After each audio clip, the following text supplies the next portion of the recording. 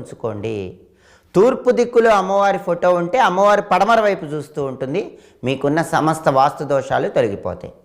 అలాగే ఎవరి ఇంట్లో అయినా లక్ష్మీదేవి ఫోటో ఉత్తర దిక్కులో ఉన్నట్లయితే, అమ్మవారి ఫోటో ఉత్తర దిక్కులో ఉన్నప్పుడు ఫోటోలో ఉన్న అమ్మవారు దక్షిణం వైపు చూస్తూ ఉంటుంది.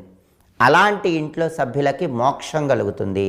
మాకు మోక్షం కావాలండి అని భావించేవాళ్ళు లక్ష్మీదేవి ఫోటో ఉత్తర దిక్కులో ఉంచాలి. అప్పుడు అమ్మవారు దక్షిణం వైపు చూస్తూ ఉంటుంది, మోక్షం ఇస్తుంది. అలా కాకుండా మాకు ఐశ్వర్యం కావాలండి, మాకు డబ్బులు కావాలండి, అనేక మార్గాల్లో ధన ఆదాయం పెరగాలి, వృధా ఖర్చులు తగ్గిపోవాలి, మొండి బాకీలు రావాలి, ఎప్పుడూ చేతిలో డబ్బులు బాగా ఆడాలండి అని భావించేవాళ్ళు లక్ష్మీదేవి ఫోటో దక్షిణ దిక్కులో పెట్టుకోండి.